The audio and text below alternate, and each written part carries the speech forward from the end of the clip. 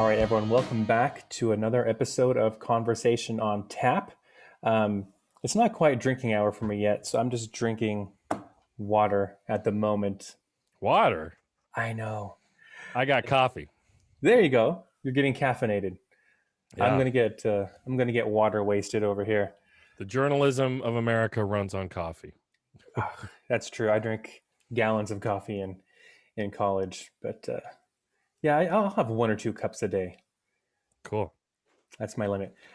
So today we're joined by Joe Payne. You're a journalist, independent journalist here in Santa Maria. Yep. And actually, we both know my cousin Henry Houston. How do you guys know each other? I believe we met in music theory class at Allen Hancock College, which is also where I met my wife.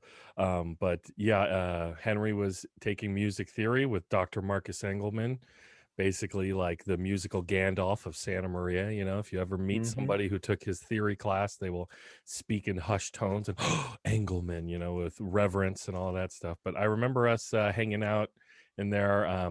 He's a really great guitar player, and I actually sold him a guitar of mine years and years ago. So Oh, Henry, that is. wow. Yeah, yeah. Small world. Because I had come across your YouTube channel, Yes. and that's when I left a comment and I reached out to you. And shortly after that, Henry, my cousin, texted me and said, "Hey, do you know this Joe Payne guy? You should have him on your podcast."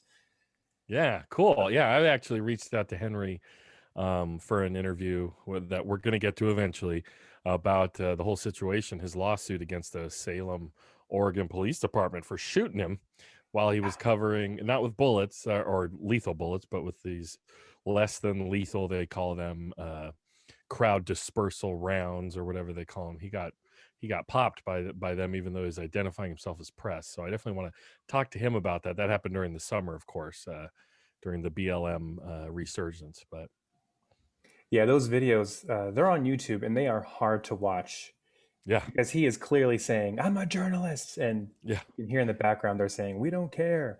It, yeah. I shared it on one of my streams because it was just ridiculous, you know. And yeah, well, I mean, we'll get to talking about all of that stuff in a bit, I'm it, sure. But yeah, the targeting of the press last summer was super concerning by law enforcement. So. yeah, definitely. Maybe just tell us a little bit about yourself before we dive in.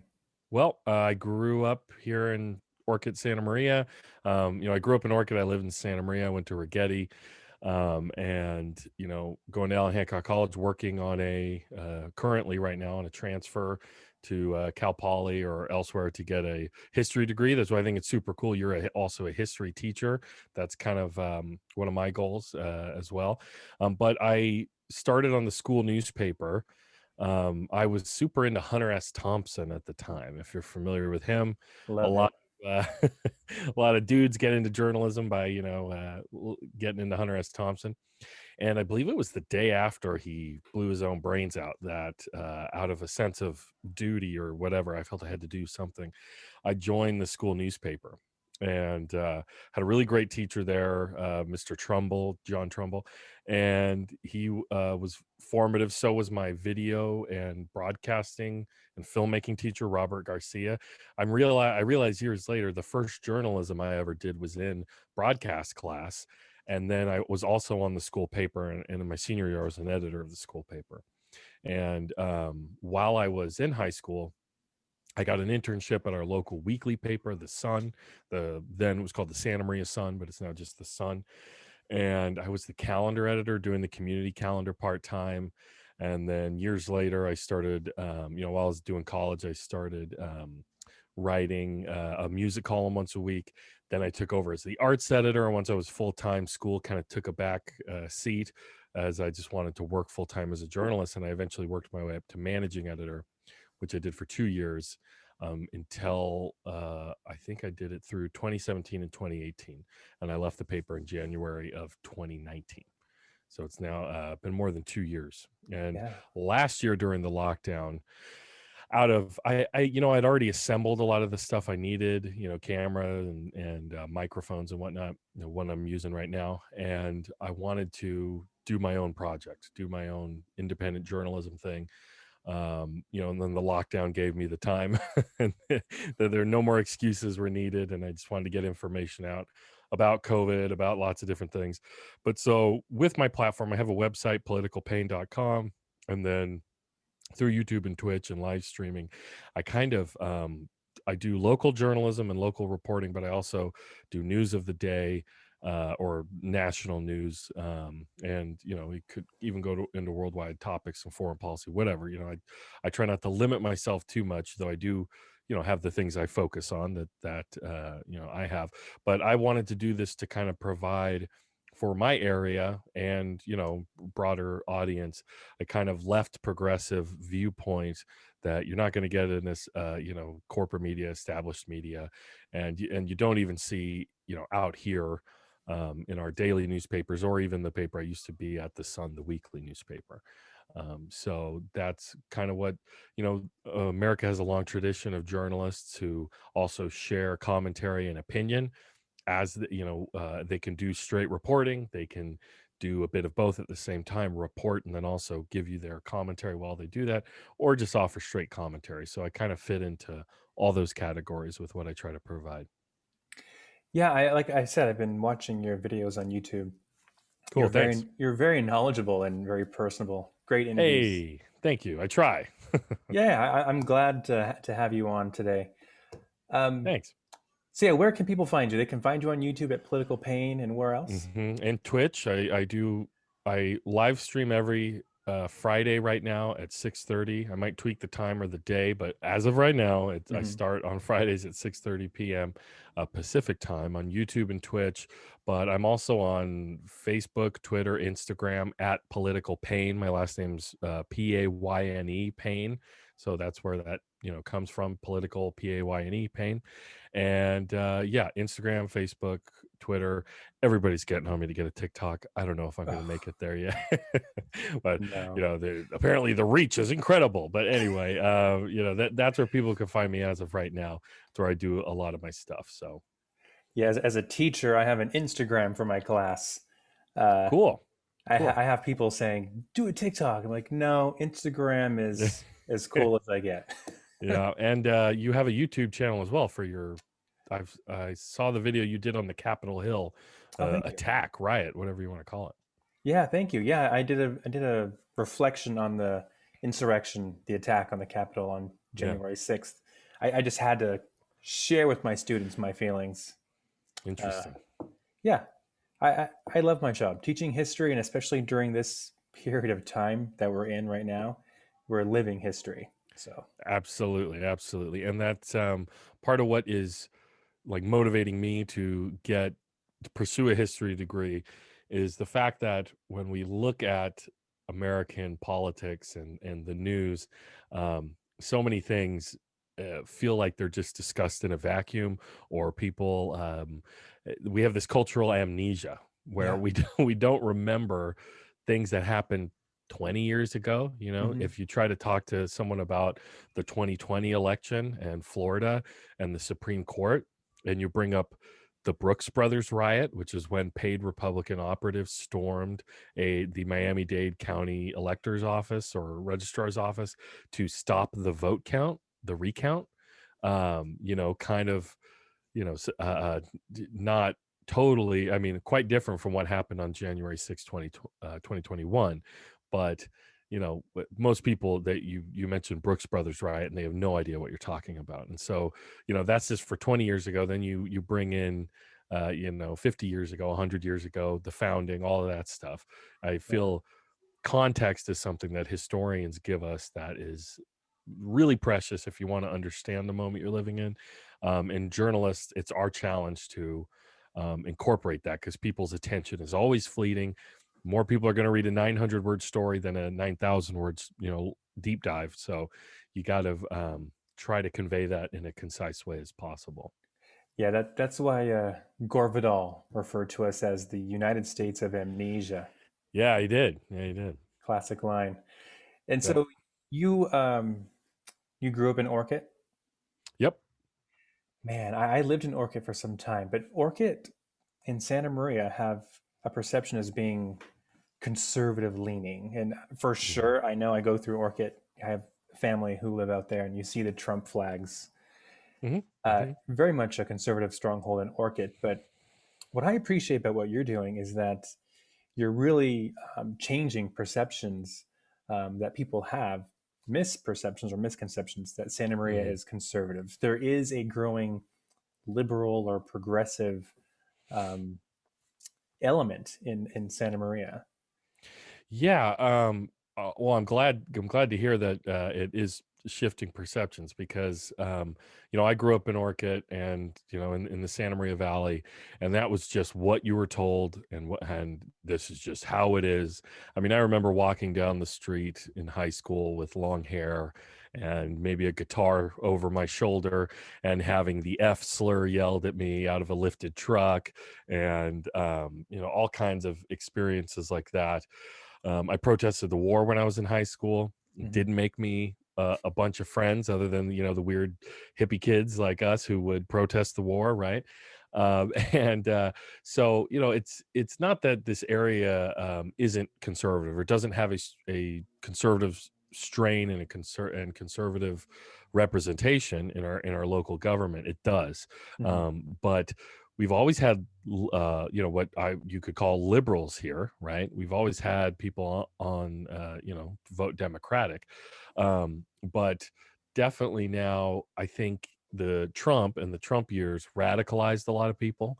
Obviously it radicalized plenty of people on the right. We saw the result of that on January 6th, but it also has radicalized people on the left who maybe were just comfortable being liberal Democrats, but now after learning so much about our system, learning about the issues, you know, all the different systemic problems that we are yoked with, they are more comfortable calling themselves a leftist or a progressive left on the ideological spectrum. Of course, some people go much farther than that, but here on the Central Coast, it I mean I actually looked up a few stats really quick. This is just for Santa Maria City proper, okay?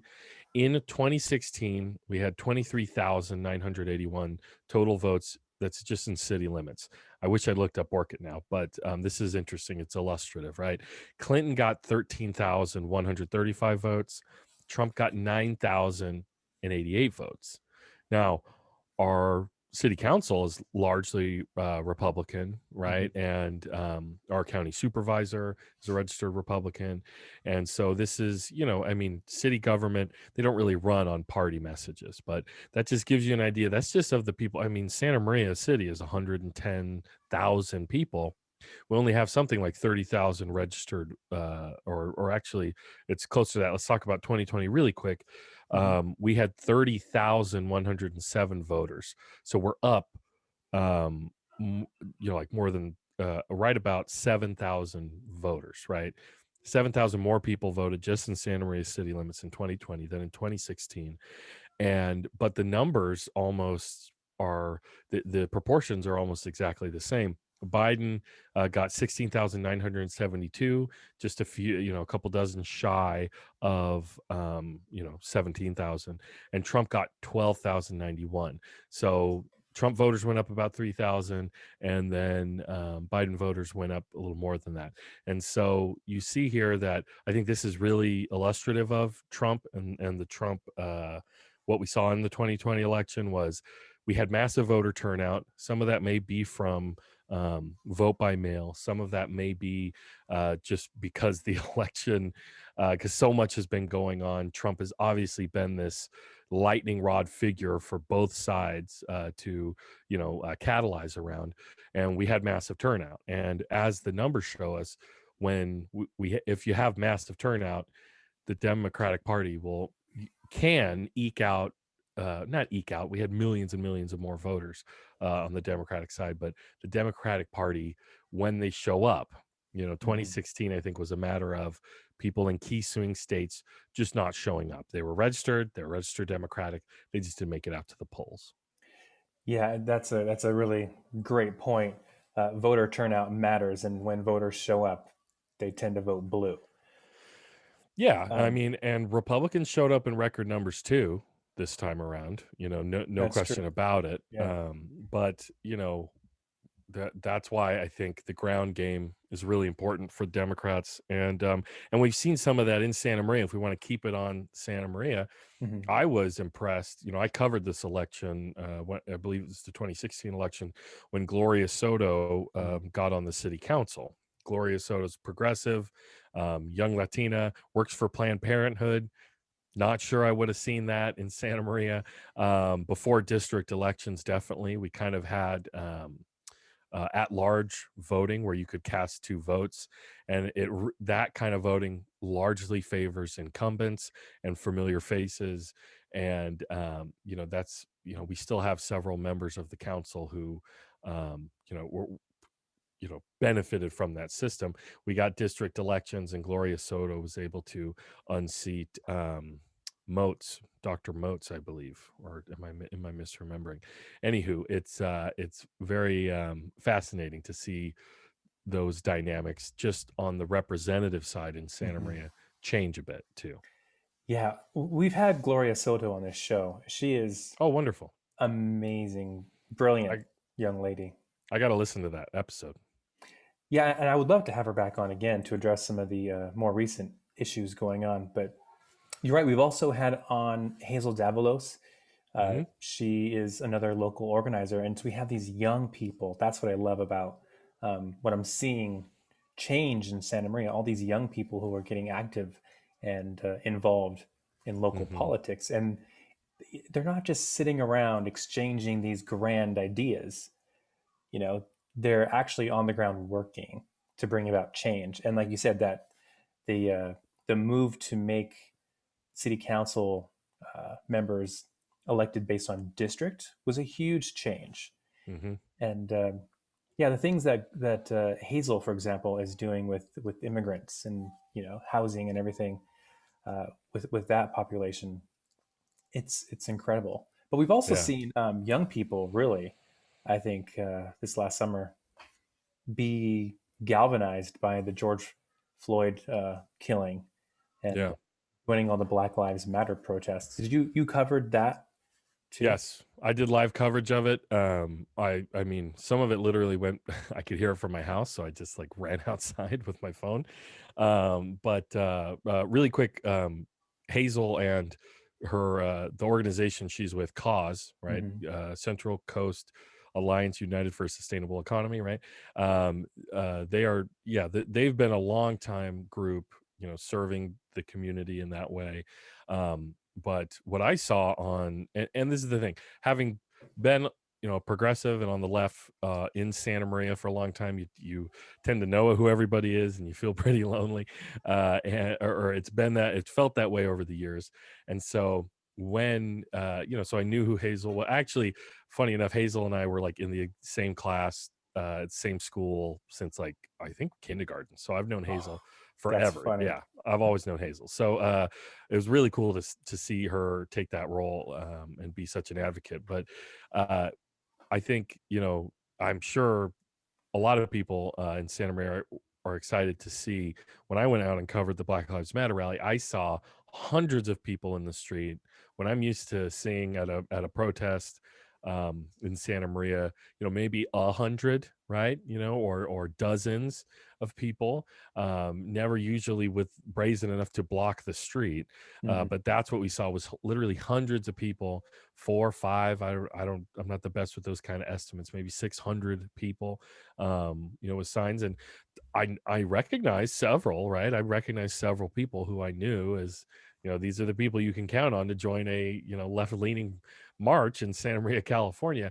But then also the rest of the crowd is fleshed out with people who, they're just young people or people who maybe had never done anything like this before. I interviewed several people over 2020 who were just, I said, have you ever done anything like this before? No, never have. So that was interesting to me.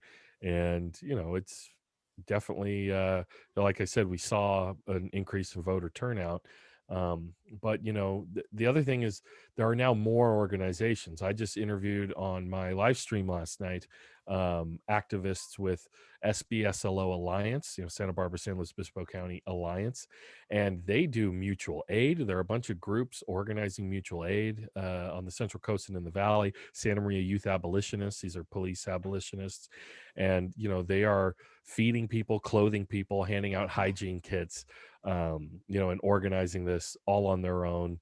It's autonomous grassroots. They have no leadership. It's true leftism, right? They're not nonprofit, supported. They are completely grassroots, in every sense of the word. So, seeing all of that, it's just it's a whole new ecosystem that I'm trying to make people aware of, and kind of platform these folks with with what I'm doing, so that everybody knows, yeah, Santa Maria, there's a lot going on here now. Yeah, and I think that's one of the silver linings of the Trump administration, if you could call it that, that people are motivated. People are actually paying attention to what's going on in the world, what's happening in our nation. They're studying their history more, Hmm. and The actually, Constitution, the amendments to the Constitution. Yeah. what a Yep. concept, right? Yeah. And so, yeah, you have all these young people who are like, I'm tired of waiting. I'm tired of waiting for the adults to do the right thing, and Hmm. they're taking action. Yeah, I think when I'm a music teacher too. I have several music students who are kids, and I've always kind of let them, kind of tongue in cheek, let them know, like, sarcastically, like, oh yeah, you know how the adults, we totally have everything figured out, Yeah. like, just to like, hand them that olive branch, like, I'm not lording over you as an adult, right? Because even when you're a younger adult, in your 20s, you still have this feeling, or I think a lot of people have the feeling that, oh well, I'm still a kid, I don't know anything about what the world is or how it works, I need to let these serious people, I need to listen to them. But when the country elects possibly the worst among us Yeah. for the job, right? It was absolutely, it's not just a matter of qualifications, it's a matter of temperament, it's a matter of psychology, it's a matter of just just civic understanding, and like you said, historical understanding, how the Constitution works. So I think for a lot of young people it was like, oh hey, Hmm. adults, they're not they're not in any more control, or they're not any better than we are. And in fact, a lot of the kids these days might be even more informed, because they live so much on the internet, right? That and even with millennials too, the numbers bear out among millennials as well, where we were very much responsible for winning Bernie Sanders the states that he won in the primary. Hmm. Once the numbers fell out, that's where the most of his support rests. And you go look at, there are other really interesting studies and stats that suggest that the baby boomer population and the older cohorts are more likely to be the ones sharing fake news and misinformation on Facebook and these platforms that are now barely trying to scramble to do something to quell the amount of disinformation that they've been harboring on their platforms. Totally. Yeah. It's been a desolation. I'll put it that way. To see so many friends and family share fake news on their social media, Yeah. like, Yep. and having these insane arguments over the efficacy of wearing a mask or Jeez. Yeah. social distancing, and there's just no regard for facts or for science whatsoever. Yeah. It's been Well, disheartening. I think COVID was a flashpoint, right? COVID exposed a lot of things that, I mean, if something's wrong with your house, if you have faulty Mhm. wiring, if there's a bunch of rot under the floorboards, and you have termites and bats living in the attic, right? If something cataclysmic happens, like you have a flood or whatever, then when the guys come in to check out your house, they're gonna, "Oh, did you know about the black mold? Did you know about the termites? Did you know?" All of that stuff comes up. And so Yeah. with COVID, the anti-science cohort has Mhm. been has long been a part of American discourse, right? And it's not just limited to the right wing. When I think of right wing anti science discourse, a lot of it can be tied to, kind of evangelicism and Christian nationalism. I'm talking about anti-evolution in the schools, anti-climate change, which has a lot of economic, industry, corporate influences on that as well, right? But you also have in like the kind of new age, world, which can totally lean left as well. You have reticence about vaccines. You have reticence about, and some healthy skepticism towards things like pharmaceutical companies and the healthcare industry. But it all just gets murky and clouded with all other kinds of conspiracy theories, and we've seen conspiracy theory also flare up quite a bit under COVID, with people just having time to sit at home and go down rabbit holes, whether it's QAnon or something else. And people who you wouldn't think would fall into that type of stuff have, and like there's like a problem in the wellness and the yoga community, with QAnon belief, or mommy blogs, where they're sharing this misinformation that you're talking about. Yeah, and actually, this is a bit of an aside, but I was stunned to hear that just even in our own local hospital here, Marion, I think it was 60% of nurses took the vaccine. Yeah, yeah. What's going on with the other 40%? I mean, Well, I mean, there's a lot they're of the frontline workers. yeah. Well, and I think there is a certain amount, like honestly, there are a number of people who I heard who have a healthy skepticism of, medical industry or the pharmaceutical industry. And I heard many people who they're not anti-vax by any degree, but what they said about the vaccine was, I'm going to let it go through a few rounds, a few 10, 100 million people, Mhm. before I get it, because I want to just see how it all kind of pans out. There's that kind of just regular, I won't call it knee jerk. It's just kind of a regular skepticism that a lot of people have. And it's not like you don't have that within the medical community itself. Mhm.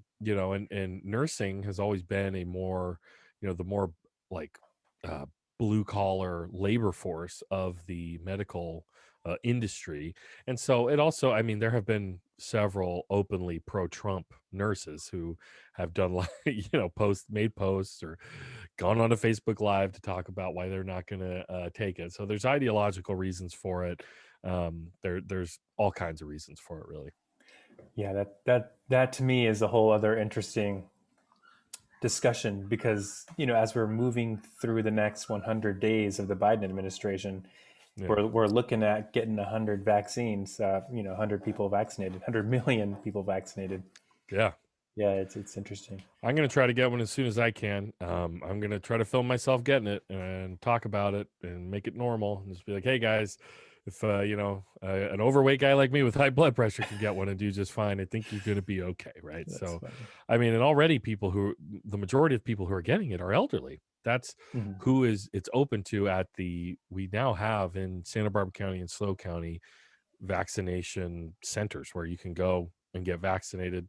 One of my high school teachers, who I'm friends with on Facebook, was like, "I got my first shot today. Oh boy!" So, and one of the first people to get it in Britain was like 91 years old, Yeah, and she was just matter of fact about it. Got to get your vaccine, and that's and funny. it's just funny. We've been living through the hell of coronavirus, the pandemic, social distancing, staying at home, lockdown, all quarantines, all these, different things.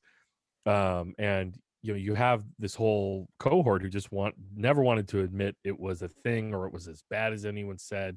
This kind of ostrich like stick your head in the sand. No, it's a contrarianism that a lot of people have. And so you have that, and now it's moved on to the vaccine. It's the one thing, it's like our golden ticket to get out of this. It's actually an Right. incredible breakthrough, the mRNA vaccine, which is not like a traditional vaccine. And so, we have a chance to get out of it, and they're still skeptical. Now they got to be skeptical of this, so I think Yeah. it's just expected at this point. But sorry to go down that tangent there, but Hey, it's all right. I think a lot of people are worried about it or thinking about it, so it doesn't hurt to talk about it. that's absolutely true. My grandmother actually just went the other day to Hancock, and she got her first dose. So Right on. Right yeah, on. Anything we can do to normalize it, that's I'm all for exact that. Yeah, yeah. exactly.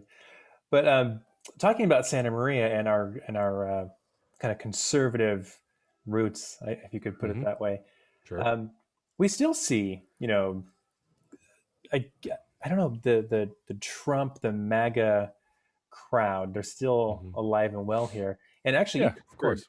some of those Trump rallies, and you actually had a video that was quite popular. Mm-hmm. I believe it was over on the corner of Bradley and Betaravia.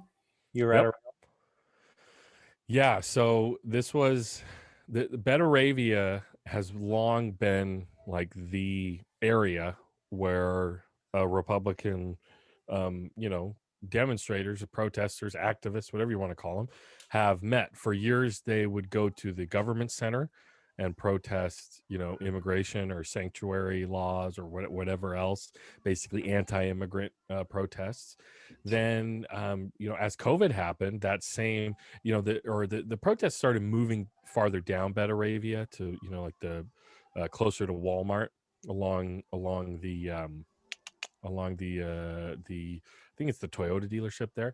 And so after COVID, they were lockdown protests and recall Gavin Newsom protests, right? Mhm. And you'd see it, several. I mean, it's not nobody. It's not just a couple people out there. You'd have dozens of Trump supporters out there, and I went to one. It was one of the bigger ones,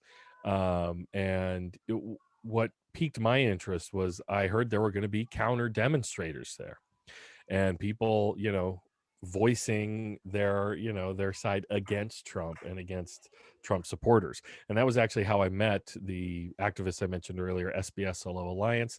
And they were out there, they're beating a drum, F Donald Trump singing, and they F that Spanish word, P word, and Yeah. all kinds of stuff like that. And and I was just like, wow, like I never because we have like a good conservative Republican contingent here in the area. And so it's not surprising to me that they would be out there doing that. And that's their favorite place. But I wanted to go out and see these counter demonstrators. And what I captured was a Trump supporter, another person who I don't know his name, but I recognized him from growing up in Orchid and like from junior high and, and all these other schools. And he started pushing this counter demonstrator, knocked his sign out of his hand, and then later ended up taking a swing at him. And yeah, of course, this tells you the soulless evil of the algorithms on things like YouTube. That's my number one video. Like it's been viewed more than 10,000 times now, because it's a scuffle at the Trump event or whatever. And and the comments are just blown up with people go F Donald Trump and people going F you, and oh, they started it, and no, you could see, oh, what a b, he totally pulled that punch. And it has become but then also the comments that interest me are the people who just like, oh my gosh, I never would have thought, this is where I'm from, I never would have thought I would see this in Santa Maria, holy cow, and here we are. So and my response was, we've been seeing this all over the country for years now. Why would Santa Maria be any more special than anywhere else? We are kind of, in a way, like, small town, every town USA, though we are growing into a bigger city. So that's what was interesting to me is like, just seeing it explode, or I don't want to overblow what the event was. It was a scuffle between these two people. The PD, nobody landed a punch. The PD showed up, SMPD, and they got it under control, and then everybody just kind of left. So but it was a thing that didn't get mentioned in any other local media or covered or anything like that. And I was just there live streaming at the time, talked to some Trump people, and some of which were just like, I think Joe Biden maybe has dementia. Other ones were like pedo Joe and other stuff like that, and kind of on the QAnon route. So, it's just, it was a scene, that's for sure. I'm glad you mentioned QAnon. I actually had a guest on a few months back, Hmm. David Lafferty, and he's an expert on conspiracies, and we chatted about QAnon a bit. Do you see a lot of QAnon activity? Do you hear the QAnon chatter from people here in Santa Maria? Um, like not a whole lot directly, but the farther you go to the right, people have just the it's a whole ecosystem of explanations and ideas and stories or informing stories. And I was at the post office once, and a lady wasn't wearing a mask, and she was like, "Yeah, I don't believe in any of that new world order stuff," and she was just kind of like that, and Hmm. um I have to admit, like, as someone who kind of watchdogs like the right and right wing media, like there's a video that a lot of people went over, which was after the January 6th. Um, Alex Jones screaming at a QAnon caller to his show, which basically, if you don't know, Alex Jones is, he doesn't want the competition, but yelling at a QAnon person like, everything you say is wrong, like it always doesn't end up being true. Yeah. Right. And so, that is something as someone on the left to see the right implode and go to war with each other Hmm. and fall apart in that way is interesting. But you're always going to see people in whatever side, when they lose power, especially, kind of go to war with each other and start blaming each other. My favorite thing was a lot of Republicans in Georgia angry about all the votes the libertarian candidate got, which, someone on the left who's seen the Green Party mess up, national elections and swing states, that was pretty funny. But yeah, as far as direct QAnon, I mean, I'm sure it's here. I remember as the election was happening, I mean, the one anecdote I have was a guy I've known, throughout school. Um, After Hillary made her basket of deplorables comment, he would and named the alt right. He was just over the moon. He felt seen, and he was like, "We're finally getting the attention we deserve," And I said, and Wow. so I really wanted to go back and forth with him. And let me get one thing straight: I can argue, and I mean, like you get in those situations where someone like, "Oh, you want to be angry and red face yelling at me? Well, okay, I guess I kind of want to do the same with you," And but we didn't get that far, but I got him into it with just enough back and forth, kind of Socratic dialogue where I went, "So you're an authoritarian then?" And he went, "Well, yeah, yeah." And I said, "But like, why?" And he said, "Cause it gets stuff done." He didn't say stuff, "Cause it Yeah. gets stuff done." And or because it's good for whatever. I said, "It's good for who? It's going to be good for you, right? Hmm. But what about everybody else?" So that from the beginning, and as a journalist, hearing Trump's rhetoric towards journalists, I saw the warning signs. I saw these red flags going up. It didn't, help me professionally to talk about it or write about it, like I did from the beginning, because and that is part of this image Santa Maria has as we're still a small town, a conservative town. This city is 100,000, 110,000 people just on the census, right? In the Hmm. city proper. You add Orchid, which is like 40, 50, 60,000 people. This valley is close to 200,000 people. It's one of the most populous areas between Ventura and Salinas. And, the idea that it's still this little small town, you know, like just an ag town, no, it's not. We have lots of different industry and beyond agriculture is still the king, of course, but Hmm. I mean, Santa Maria, and you just think of all the people who live in Santa Maria but commute to SLO or other areas, maybe in Santa Barbara, to work, and the idea of the bedroom community and all of that. It's interesting. So that's why I see, the changes in the population, the changes in the representation, and then changes in just who you see out on the street, doing politics, demonstrating. And I see that I see that the left has grown. I may have my a little bit of my bias because I want to see that the left has grown, but that Black Lives Matter, the organic one, that there was unrest, but it was hours and hours later. I documented that as well. That was hundreds of people in the street. The Trump event, I went to that, and there were quite a number of them, maybe close to 80 or 90 or 100. But they didn't march. They sat there on the side of the road, and I recognized a lot of those folks. Some of them I knew were Lompoc Republicans who had commuted to come and spend the afternoon there. So we get it tends to happen when there's even studies about this where if you're on this side, you will tend to overestimate what's going on the other side, because when you see it, it sets off these things in your brain. You're like, there they are. But just by the numbers, what I saw over 2020, that's how I've assessed it anyway. Hmm.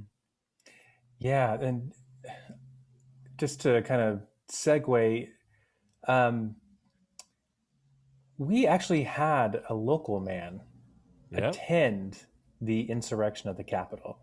Yep. So we have people in Santa Maria and Orchid who are Yep. very much part of this Trump kind of, I call it a cult. It's uh, Cult of personality. it's a total cult of personality. Um, I don't know if we want to say his name or not, but maybe tell us a little bit about who he is and what he captured, what he tweeted, or what he posted on social media. Yeah, so I'm a journalist in the interest of it's all in the public record. It's all been reported out, even by the Santa Maria Times. The guy's name is Doug Doherty. He was the like president or CEO or whatever you want to call it of the Oasis Senior Center, which is a pretty big nonprofit in Orchid area. Which I don't know if they've broken ground yet on their new facility, but they're like planning to build a multi-million-dollar expansive facility. So he's the president, or was the CEO. He's since resigned. Mm, And he went out, he flew out, boarded a plane in the middle of a pandemic to join this, Stop the Steal rally. And what interests me is, well, I should give the full thing. So he went with this group that was promoting the event as the Jericho March. mm, And if you know your Old Testament biblical history, Jericho was the first city of Canaan to fall to the Israelites.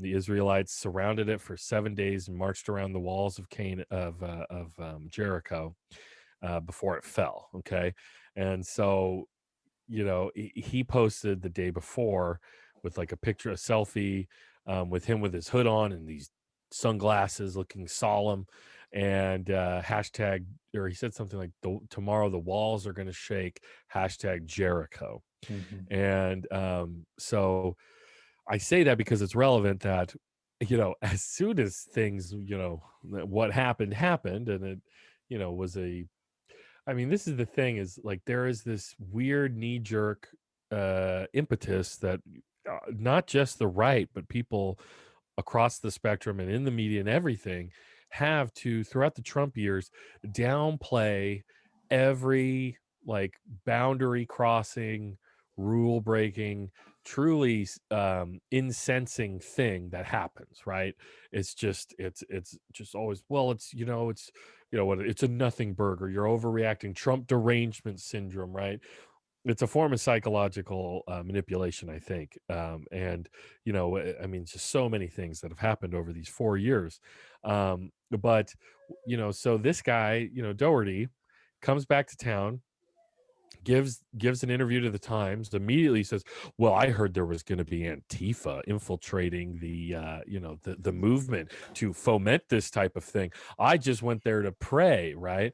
And then he appeared on the Andy Caldwell show, right? And Andy Caldwell, he's the failed candidate who ran against Salud Carbajal in our is it the 32nd House District for California.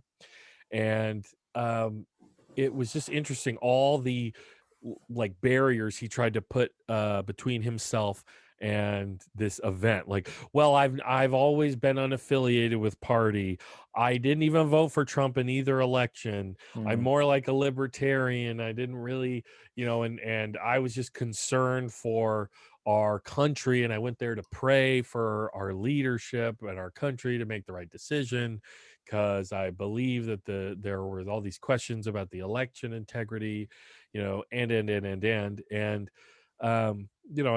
don't wish any will on the guy. I don't think anything bad should happen to him. I wasn't even sure that I wished him fired or anything like that. Yeah. But to assuage anybody worried about cancel culture, right? But it's just fascinating, the pivot that people who were involved with this event, because there's been so much coverage done now. There were literally people out in front of the Capitol, just who you would look at and be like, well, that's just your run of the mill Trump supporter, and they're saying, yeah, it's a revolution, and then there's other ones going, there's no violence here, like fake news, as Officer Sicknick is bleeding internally, Mhm. right? And others are, in the hospital. So, and there was a gallows hung, and the zip tie guys who had plans and communication equipment and maps of the tunnels, and apparently were corresponding with somebody who was inside the Capitol, possibly Republican representatives. And so, we're learning more and more as this all happens. But the thing that I try to get across, and I have in my coverage, is you had legit thousands and thousands of people there, and you did have a bunch of you had it ran the gamut. There were Trump supporters who saw the rally, yeah, and then maybe, I don't want to march to the Capitol. And then you had everybody who marched to the Capitol and just stood out in front of it and chanted and screamed.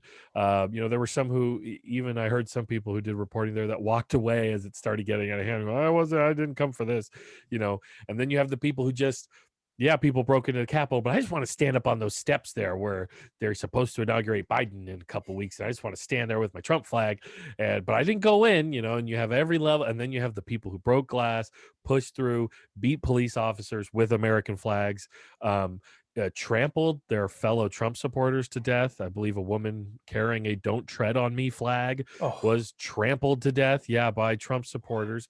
A couple people fell off of walls. One guy apparently tasered himself to death, causing a heart what? attack. Yeah, so you have the bumbling, tragic goofiness of all these people who, the guy wearing the horns who was a QAnon guy himself, and it runs the gamut.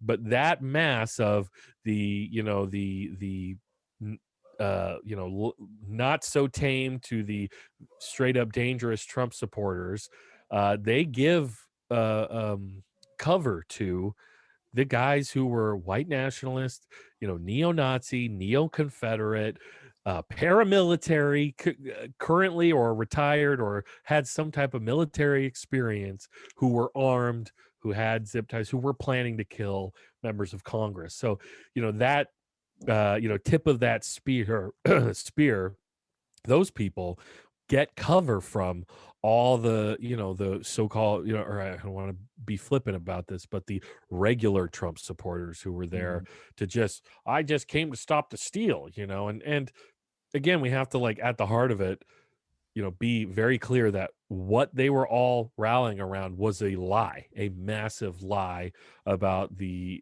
integrity of the election, that is continually pushed by the Republican Party, continually pushed by conservative media.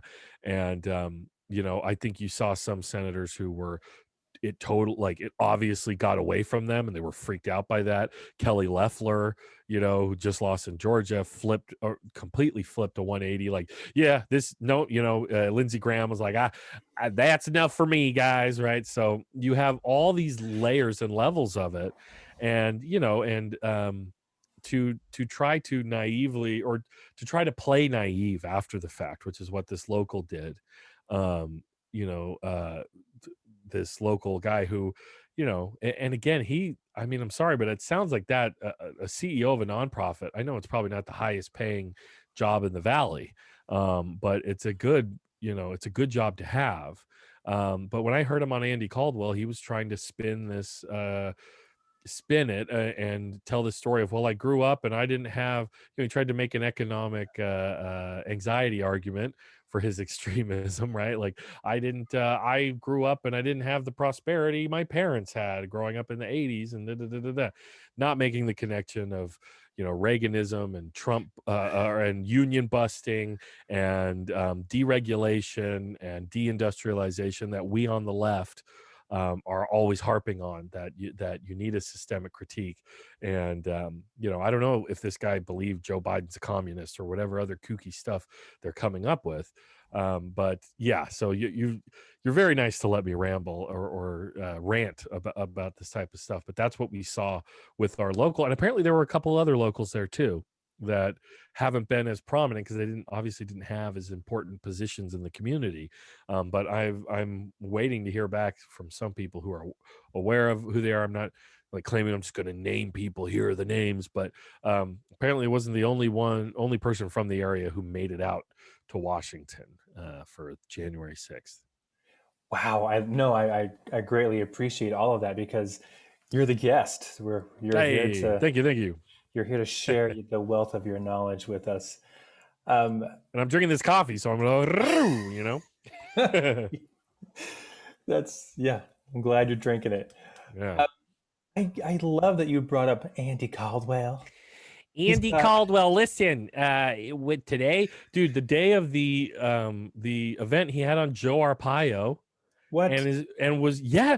that's who he had scheduled. Joe Arpaio has a book out. Joe Uh-huh. Arpaio, the proto-Trump, pardoned by Trump. Trump basically mainstreamed his cruel and unusual punishment Mhm. to immigrants from South America and refugees, right? Yeah, and Andy Caldwell, the day of the attack, was making the Antifa defense. We have some pictures of Antifa. We think Antifa's out here trying to give Trump a bad name. So they're so out beyond the pale. Yeah. The far right has gone so far to the level in my opinion of fascistic behavior, where you're going to have a far right attack on a governing body, the highest governing body, right? And what are you going to do? Let's blame it on the left wing. That's exactly the Yep. fascist playbook, right? And so to see that kind of stuff, and if you paid attention to, I mean, I watch a lot of political YouTube stuff. Caldwell's ads were real nuts. I mean, if you can go back to the Andy Caldwell for Congress YouTube page, hope he doesn't take him down. His ads were insane. I mean, just like the only systemic racism on black people faces abortions, like straight up. And it was just like, whoa. The globalists are coming for you in your jobs, and just like, Oh, whoa, wow. wow, man. And and people have to realize that Andy Caldwell, he's has this lobbying firm. I don't know if it's a certain type of nonprofit, but the Coalition for Labor, Agriculture, and Business. I mean, putting the word labor in there is a joke. He is on the dole for the wealthiest interests, $1 billion industries in our county. We're talking big oil, big ag, and other very well-to-do business interests. And this is why Andy Caldwell just has nothing but time to go to public comment for every governing body around here and have a radio show where he's talking to people like Joe Arpaio. I don't get that kind of support. I'm on YouTube just like everybody scrambling to get 1,000 subs to get monetized. There isn't piles of money sitting around for progressives just to make media, but there's tons for the right wing like Andy Caldwell, because it serves the interests of wealth. For sure. And I had just have to say that your Andy Caldwell impression is absolutely spot on. Thank you, sir. I try my best, but So yeah. good. I've been listening to him for years, and it's just it's crazy where people just take it for granted that not only do you have the whole national right wing media sphere, right, Mhm. and Rush Limbaugh and Michael Savage, and I grew up hearing a lot of that stuff, but then every borough throughout the country has its own little local version, and they tend to parrot the same party line on this stuff. And it's massively subsidized by wealthy interests and industry. Yeah. and and conservative interests. So it's fun to goof on them too. It's just fun. I like No, it. it really is. And what kills me is when they'll say things like, "We're being silenced." Of Like, course. Yeah. Oh yeah. we're Oh yeah. everywhere. The QAnon congresswoman from Georgia, Marjorie Taylor Greene, in front of Congress, she's in the House of Representatives, right? You Mhm. can't be any more platformed. I mean, there's only a couple platforms higher than that, literally a couple. And she's there, and her face mask says canceled, right? So that's and that's the other thing that exists on the right that people have to be aware of is it's a culture of aggrievement. They can be in control of the White House, both halls of Congress, and stack the Supreme Court, and there's still a war on Christmas, right? And there's still the Hollywood's against us, and all these other things are constantly victimized or self-victimizing themselves, which is weird because they project that anyone on the left, like, oh, you just want safe spaces, you have a culture of victimization. So why is it that that's the problem with the left? It's so weird that the projection is really is something, especially Trump saying the election's stolen, when we all heard or not all of us, but a lot of us heard the phone call of him with the Georgia Secretary of State going, "I just need you to find me 11,100 one more vote than I lost by. I just need you Yeah. to find these votes for me." Right? So I mean, that's the other thing that's where, and when you come across people where they don't they're not as savvy, they don't pay attention to the news, they don't have like, I mean, I realize that I am in very much in a minority because I have media experience, and then I'm just a voracious consumer of a lot of different news media, that I can see the bigger picture of this stuff. And normal people, just regular people who don't have that experience or media literacy, you just hear right wing like talking points enter the discourse, Mm. like whether it's about taxes or immigration or just certain lies, like, oh well, why do the immigrants get all the benefits? No, they don't. And just like so many things. It's part of why I started my channel, and what I do is because you have so many one-on-one conversations with people, and you feel like I am doing so much work right now with this one brain to unravel like all these misconceptions and preconceived notions, that like, geez, like, I almost want to be able to tell people, I have a YouTube video of that. Let me just send you a link. So, so I don't have to, spend the time here, here and now, kind of outsource it a little bit, but, or, I don't know, Yeah. put it out there. I do that with my podcast. Here's a link to an episode on that very topic. Exactly. Exactly.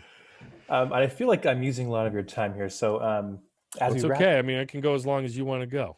oh, I perfect. enjoy talking. So, Perfect. I don't want to keep you beyond the time I asked you okay. for, but so as we wrap up here, Yeah, let's look at the Biden administration here. sure. What has he done in the last few days? He's only been president. What? This is his third full day.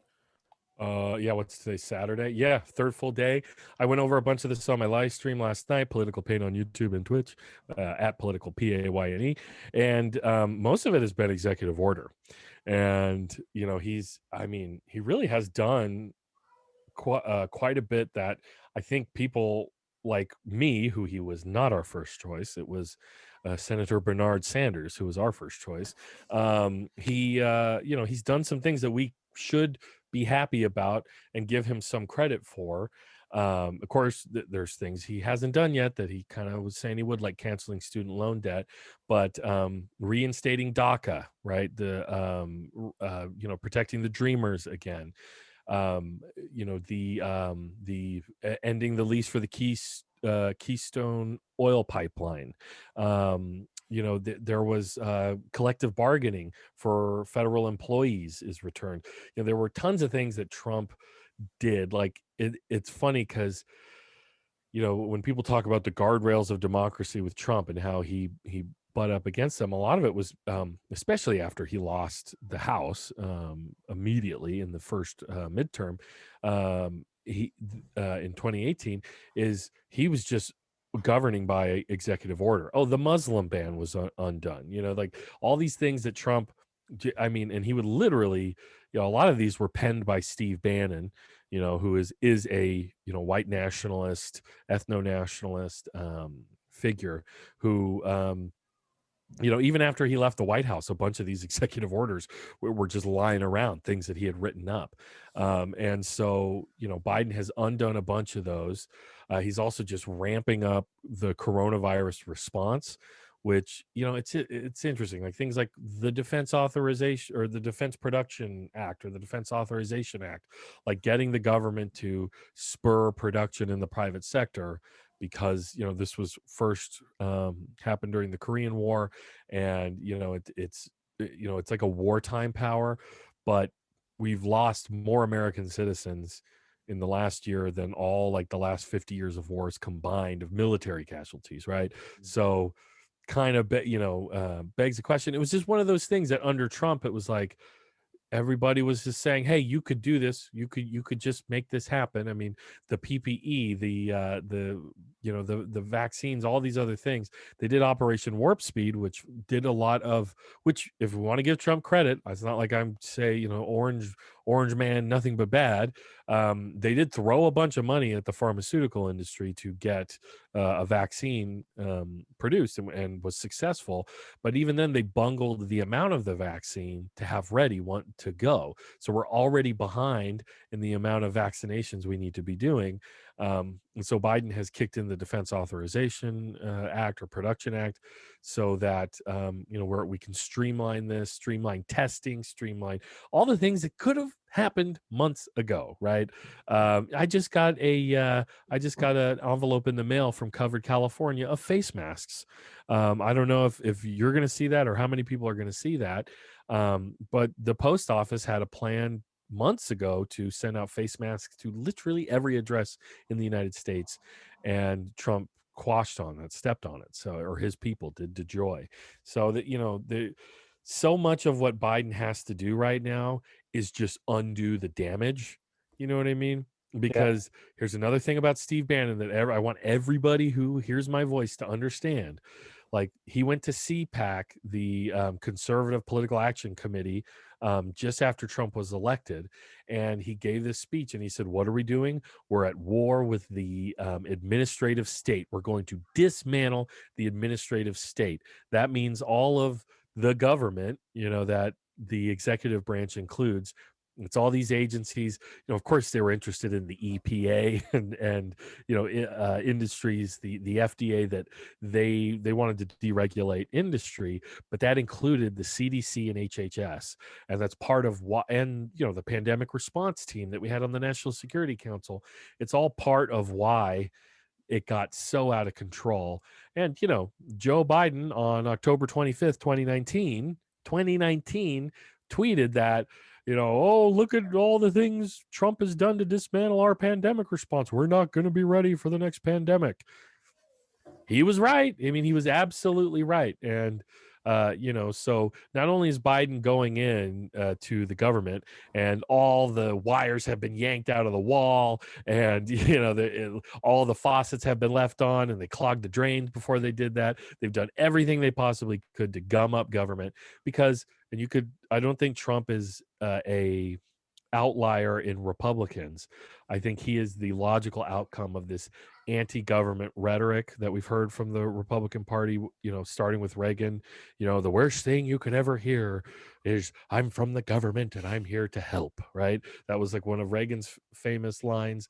And the way that the right and the Republicans, the GOP, have operated in this country is to say the government can't do anything, you know, and you weren't paying attention when they removed the funding, fired the experts, hobbled the government in every way, shot it in the kneecaps, beat on it with a lead pipe, and then went, "Look, the government just can't do anything right. We need the private sector to do it," and all of that stuff. So it's a bait and switch. It's been going on a long time. And so, Biden, and this is the thing, Biden's not doing anything like anything super hardcore lefty, Bernie Sanders at all. But No. it might appear like groundbreaking, crazy stuff after 4 years of Trump. So far it's all of that stuff. That there's jockeying going on in the Senate with what are they going to do about the filibuster, with a 50-50 split and a tie vote with Kamala Harris as VP. We're going to need budget reconciliation to pass things without the 60 votes, if we don't get filibuster reform. So that all remains to be seen. That's what's going to be interesting about this era is now you have all these people who were totally alarmed by Trump.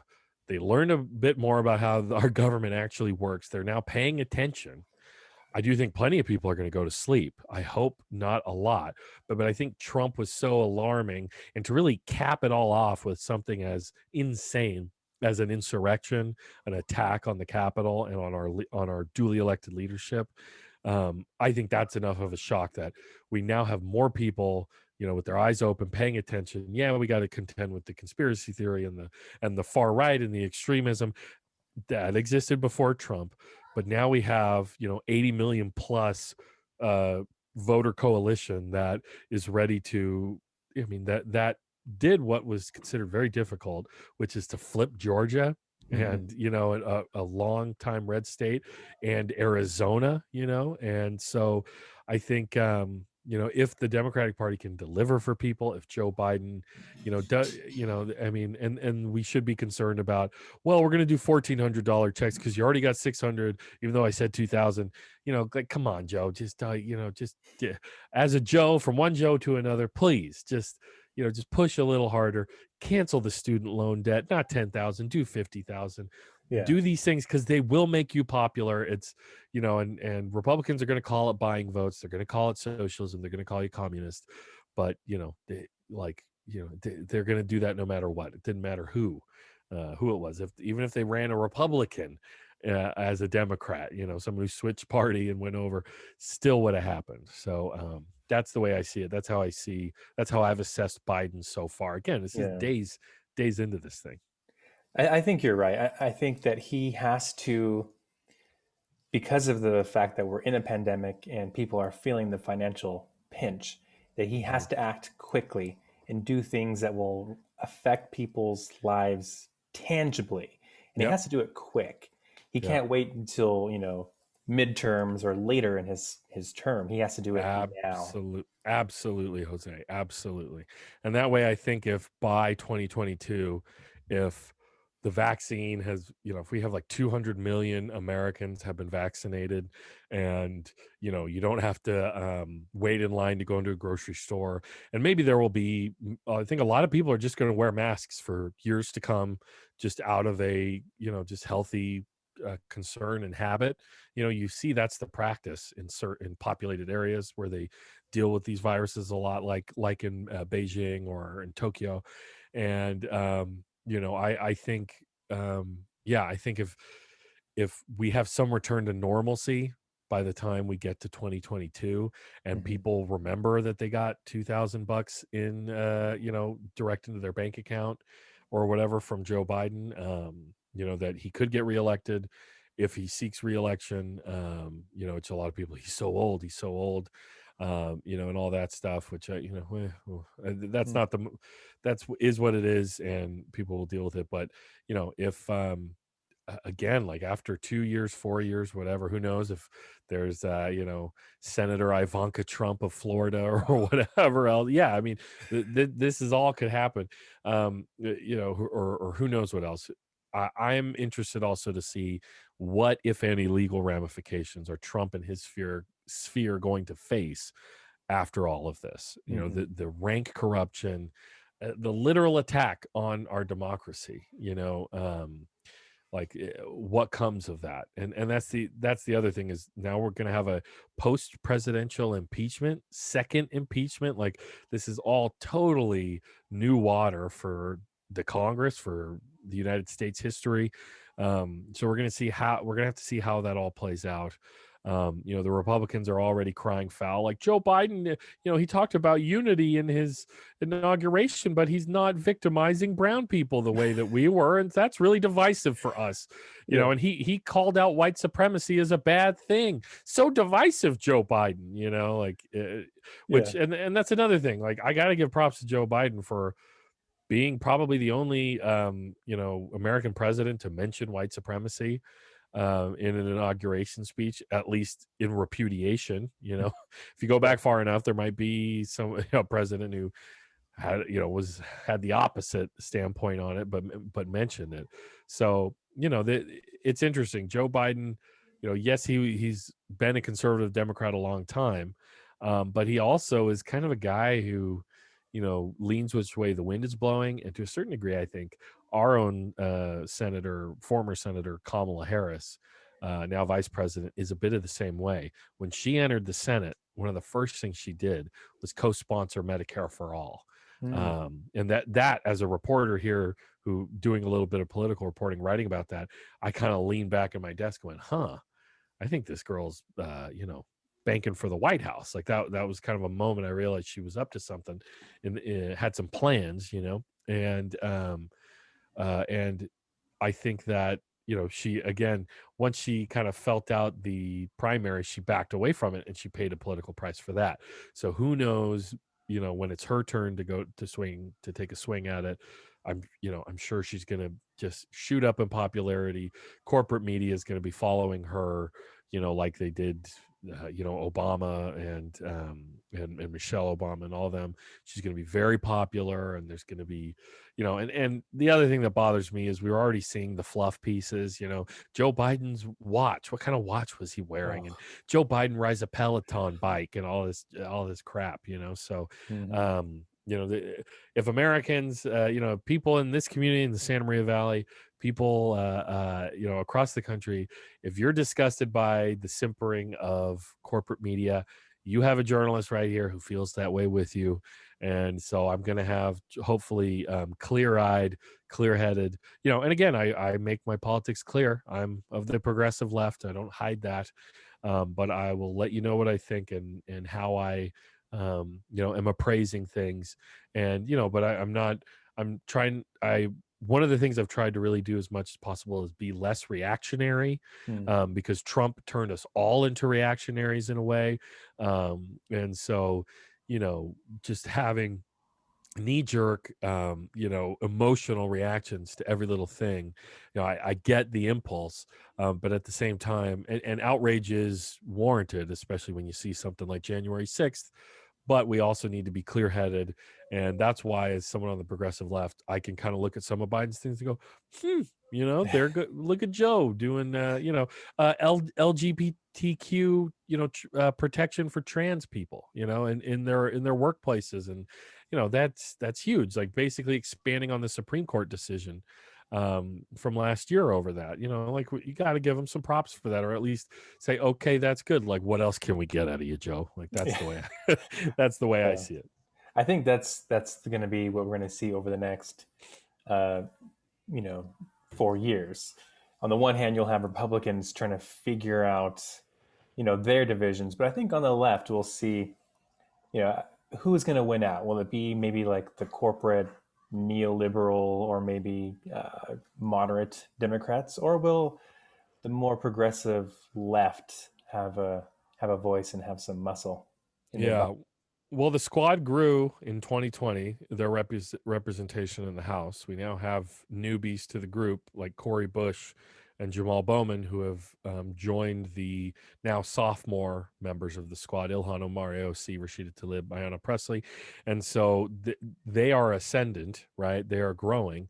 Um, I make it clear, like, if you want to engage in electoral politics, because there are tons of people on the left who are just like, electoralism will not save you, right? And so they don't even want to, they would rather throw stones at the squad than try to help swell their support. But I'm of the outlook that if you're going to engage in electoralism, then engage in electoralism. And what I want to do is grow the power of the left in the Democratic Party. We need more of the squad.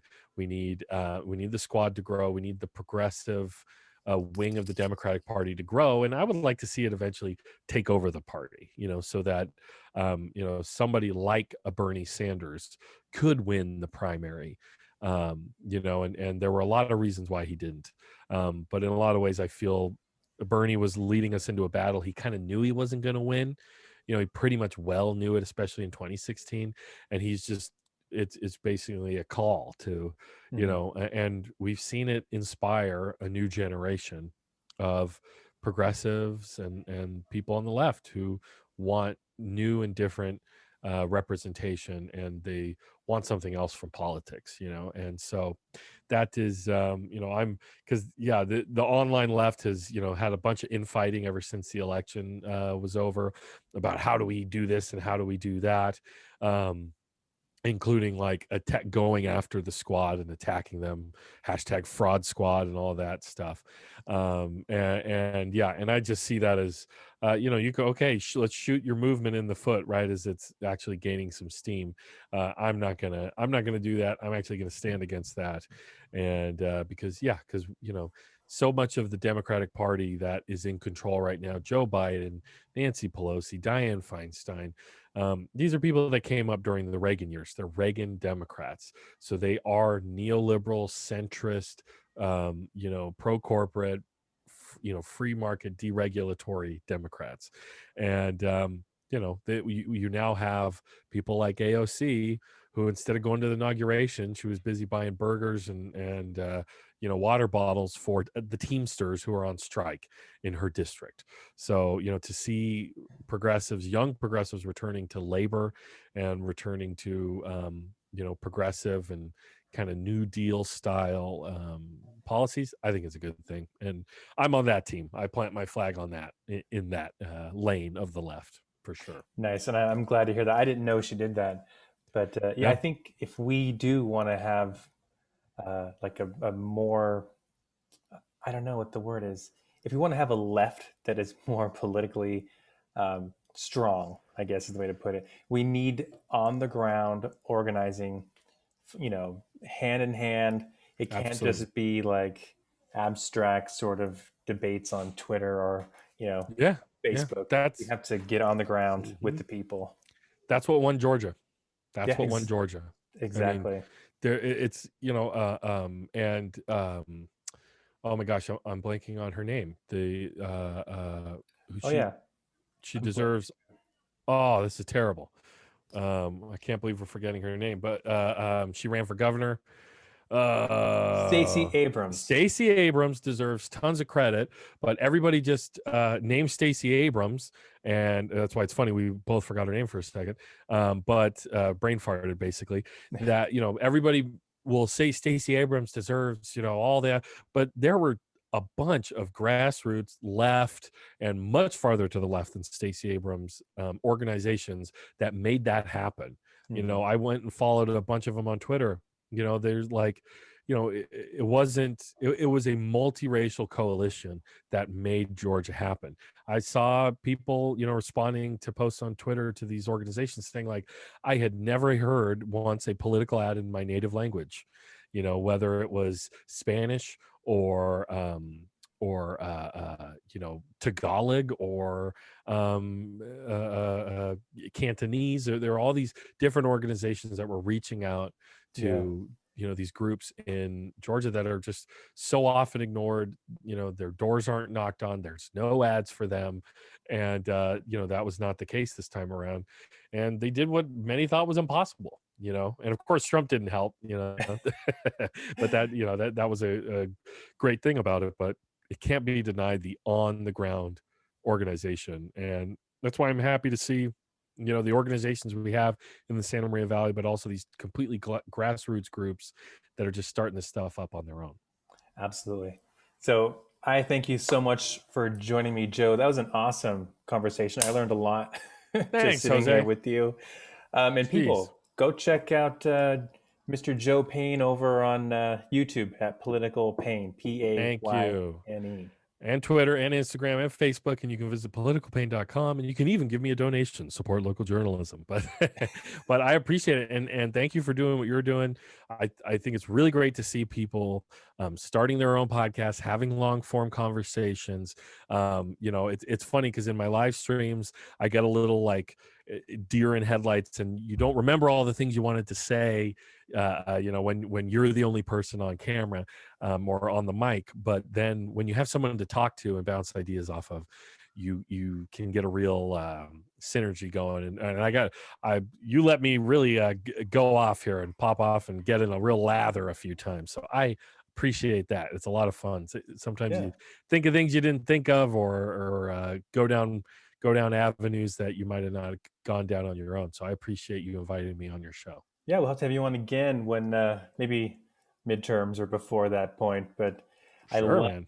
I love talking with people like you. You're awesome. Appreciate it. All right. Thanks, Jose. It's good to finally talk with you. I've seen you around town and in the music scene and all that, and at the pub, as it were. And so it was good to put a name with the face and talk with you, talk some news and politics. Yeah, likewise, man. Appreciate it.